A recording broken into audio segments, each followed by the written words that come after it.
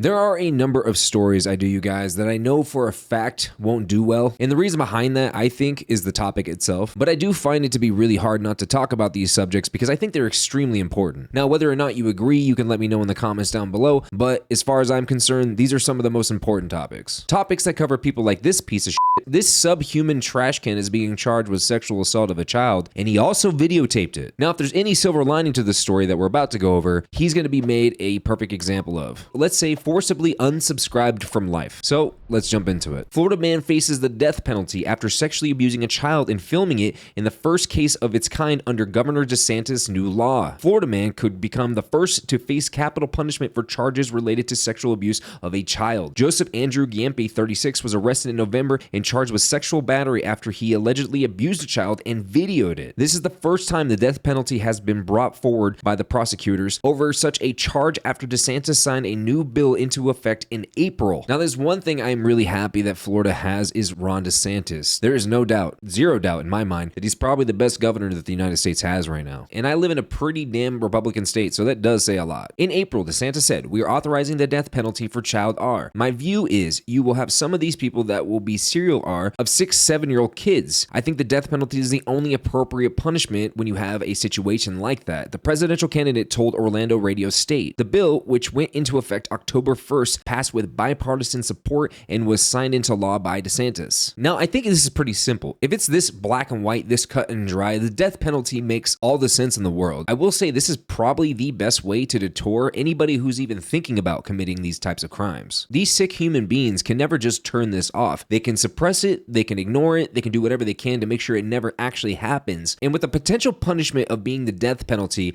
I think it's probably one of the best deterrents for anybody who's out there thinking about doing something as disgusting as this is. I do believe there are a lot of people out there that want to commit this crime, but don't do it out of fear of legal ramifications, which is a pretty damn good deterrent, but I think the death penalty is the ultimate deterrent, outside of public castration, humiliation, and then ultimately the death penalty. Let's just say it's probably a good thing that I don't get to make those laws. In 1977, the Supreme Court ruled that punishing R with the death penalty violated criminals' 8th Amendment rights, which protected citizens against cruel and unusual punishment. Again, in 2008, in a 5-4 ruling, the U.S. Supreme Court held that the 8th Amendment ban on cruel and unusual punishment prevented the death penalty for child R. But DeSantis signed the law into effect as part of his tough on crime agenda. The Florida governor has slammed Democratic soft on crime policies and woke ideology in other states as he pushes his own vision for America. I'm sorry, cruel and unusual punishment for people who do this to children? What you just said is one of the most insanely idiotic things I have ever heard. Have you ever heard the saying that there are worse fates than death? I think if you're a child, being violated by a grown-ass man is probably one of those things. I think you would find that there are a lot of people who would rather die than have to live through that. So these people's opinion on cruel and unusual punishment for people who do this, I couldn't care less. You could not be more wrong. This is the exact punishment that is deserved. Now, touching really quickly on the soft on crime thing when it comes to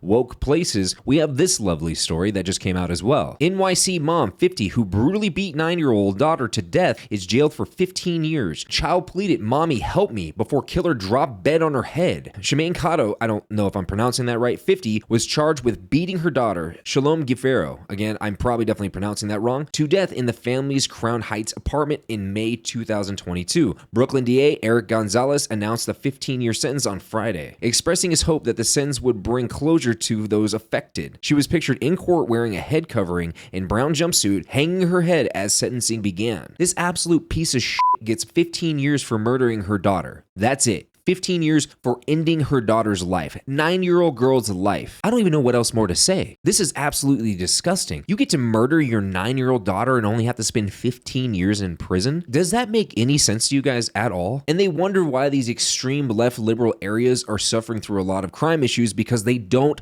properly punish the people committing crimes. And in some cases, they actually punish the people who are just simply trying to defend themselves. But I'm not going to go on a giant rant here. I just simply want to know what you guys think. Do you guys think that the death penalty should be applied in this situation? Do you guys think the death penalty is too much for sexual crimes committed on a child? Do you think 15 years is too much or too little for beating a 9-year-old girl to death? You guys let me know what you're thinking in the comments down below. And of course, if you want to know more about these stories, I will leave them linked in the description down below as well. But as always, you guys, do not forget to hit the like or the dislike button, subscribe to the channel, hit the notification bell so you hopefully get notified every time I post a new video.